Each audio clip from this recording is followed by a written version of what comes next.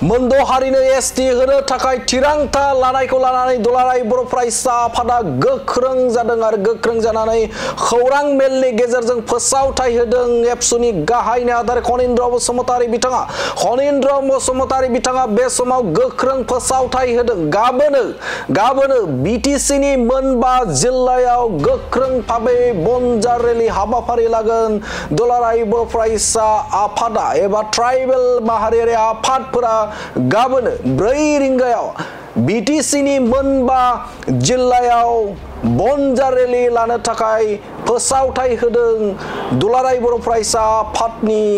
गाहाय नेहाथारि खनिन्द्र बसुमतारी बिथाङा मोनसे गिदिर खौरां जे मोनद' हारिनो एसटि होनायनि बिथांखिखौ लानानै एबा गाबोननि सानाव आसाम आयेन आफादाव जे बिलखौ पास खालामनायनि मोनसे रादाय एबा बाथ्रा आसामनि गिबि मन्त्रि डक्टर हिमन्त बिश्व शर्मा बिथाङा बाथ्रा बुंदों आरो जाय बाथ्राखौनो लानानै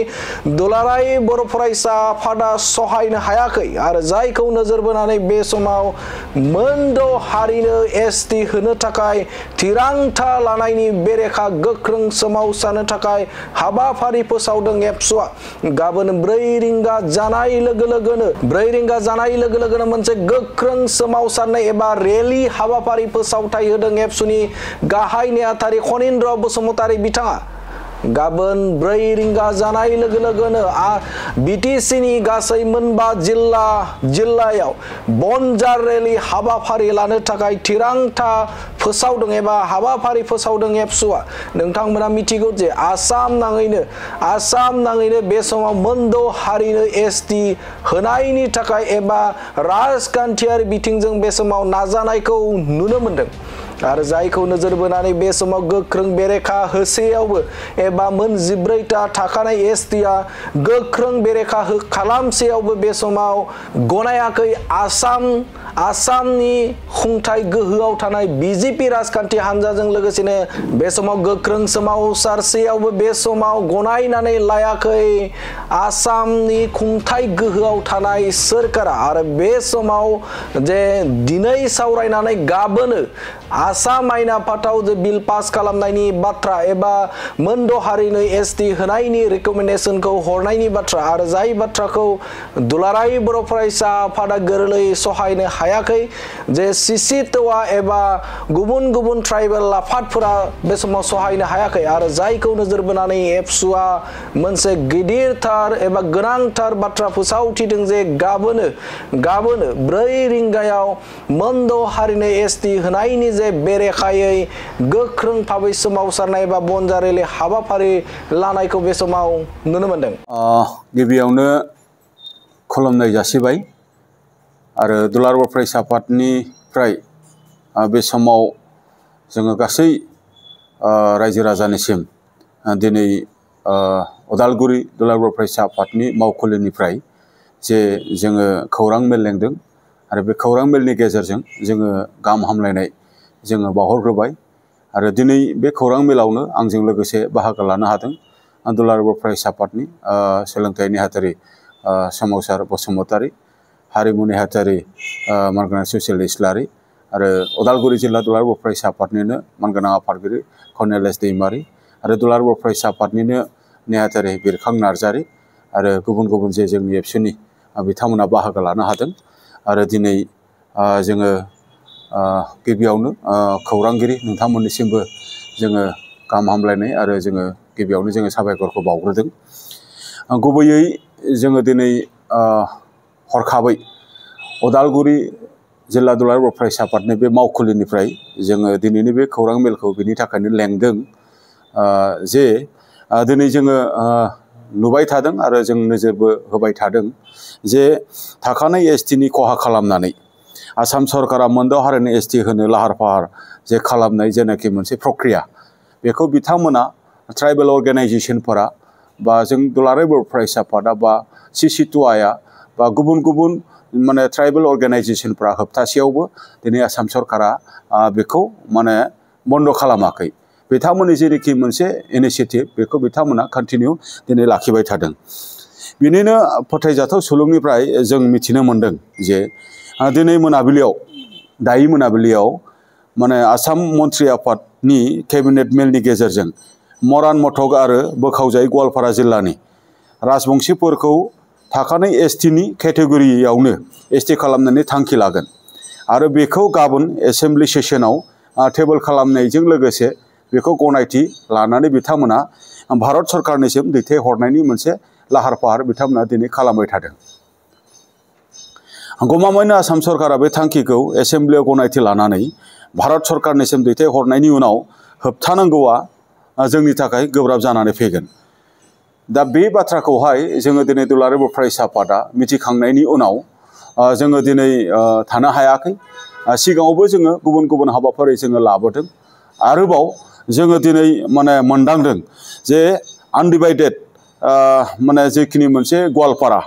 बे गवालपारानि राजबंशीफोरनो एसटि होनायनि उनाव माने मा होनदों बिटिसिआव बिथांमोना राजखान्थि रांखान्थि आरो जेरावबो बाहागो मोनगोन। जाउनाव थाखानाय एसटिफोरा मोनथायनिफ्राय गोजानाव थानांगोन मानोना बिथांमोना एडभान्स आरो बिथांमोना पपुलास। बिथांमोना फारफ्रोमबो बिथिङाव जौगानाय, बिथांमोना पलिटिकेलि, ससियेलि, इक'नमिकेलि, एजुकेसनेलि जोबोद एडभान्स। दा दिनै पलिटिकेल मोनसे कम्पालसन थानो हागौ आथिखालनि आसाम सरकारनियाव, नाथाय बिथांमोना गावसोरनि पलिटिकेल कम्पालसन बेखौ रैखा खालामनानै बा बेखौ एनश्योर खालामनो थाखाय बा सोरखौबा बिथांमोना माबा मोनसे मोन्थाय होनो थाखाय दिनै थाखानाय जेनाखि एसटि बेखौ बिथांमोना जिखिनि मा होनदों खहा खालामनो नाजानाय बेयो जोंनि थाखाय माब्लाबाबो गनायथाव जानो हाया। जायखौ दुलाराय बर' फरायसा आफाद बा ट्राइबेल अर्गेनाइजेसना बा CC2Iआ आगोलनिफ्रायनो जोङो होबथाबोबाय थादों। बेनिखायनो जोङो थांखि लादों जे बेखौ होबथानो थाखाय बर' आरो ट्राइबेल आफादफोरा गाबोन 27 नभेम्बर बेलासिनि 4 रिंगायाव बनजार रेलि बा टर्च रेलिनि हाबाफारि जोङो बिटिसिनिनो मोनबा जिल्ला क'क्राझार, चिरां, बाक्सा, तामुलपुर आरो उदालगुरि मोनाबिलिनि 4टायाव जोङो रोजा रोजा माने रायजो राजानि बाहागो लानायनि गेजेरजों जोङो बे हाबाफारिखौ जोङो लादों। बे माने हाबाफारियाव जोङो दुलाराय बर' फरायसा आफादनि जानानै आरो बर' माहारिनि जानानै बा ट्राइबेल माहारिफोरनि जानानै जोङो साफ्रोमबो रायजो राजाफोरखौ जोङो बाहागो लानो थाखाय जोङो खावलायदों। जोंखौ आरो जोंनि मोन्थायखौ जोङो रैखा माने होथारनांगोन। थाखानाय एसटिखौ जों रैखा खालामथारनांगोन। 6 सिड्युल बिटिसिखौ जों रैखाथि होथारनांगोन। बेनिनो थाखाय जों गासैखौबो गाबोननि हाबाफारियाव लैहोर लैहोर बाहागो लाफैनो थाखाय जोङो गुरै खावलायदों। नङाब्ला फैबाय थानाय समाव जे जोंनि फैबाय थानाय जेनाखि इयुन, फैबाय थानाय जे जोंनि फिउचार बा फैबाय थानाय जोंनि फरायसाफोर बा फैबाय थानाय जेनाखि समफोराव जोंनि थाखानाय एसटि आरो बर'फोरनि जेनाखि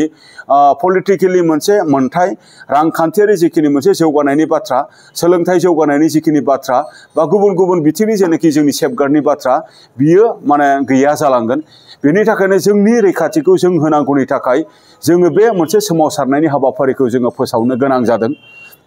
जोङो भारत सरकार, आसाम सरकार जोङो बिथांमोनखौबो जोङो बुंबाय थादों आरो लकेल जेनाखि काउन्सिल गभर्नमेन्ट बिथांमोनखौबो जोङो बुंबाय थादों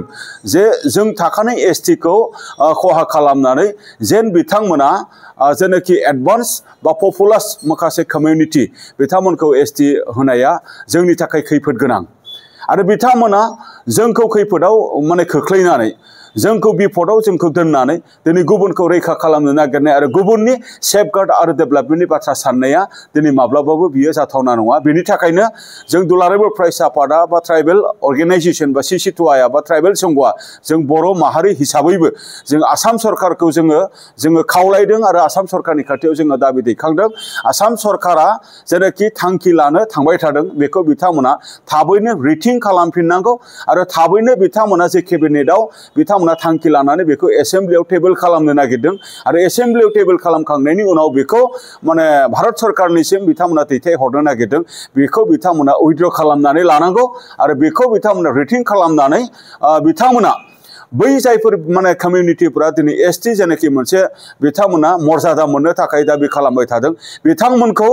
बेलेग माबा मोनसे राहानि गेजेरजों बिथांमोननि जौगानायनि बिथांमोननि सेफगार्डनि बाथ्रा बिथांमोननि माने भबिष्यत माने रांखान्थि जौगानायनि बाथ्राखौ सरकारा साननो हायो बेखिनि बाथ्राखौहाय जोङो दिनै नैबे उदालगुरि जिल्ला दुलाराय बर' फरायसा आफादनि मावखुलिनिफ्राय जोङो बेखिनि बाथ्राखौ जोङो सरकारनि फारसेथिं जोङो दैथायहरदों लोगोसे गाबोननि जानो गोनां जेनाखि मोनसे जोंनि बनजार रेलि हाबाफारि बेवहाय जोंनि मोनथायनि थाखाय जोंनि रैखाथिनि थाखाय जोंनि सेफगार्डनि थाखाय जोंनि 6 शिड्युलखौ जोङो रैखा खालामनांगौनि थाखाय आन्दोलन खालामनानै मोननाय मुंख्लं खालामनानै मोननाय जेनाखि जोंनि मोनसे 6 शिड्युल बेखौ रैखा खालामनांगौनि थाखाय गासैखौबो लैहोर लैहोर बाहागो लानो थाखाय आङो दुलाराय बर' फरायसा आफादनि जानानै आङो गासैखौबो गुरै खावलायहरबावबाय फिन खेबसेबाव गोजोन्थों।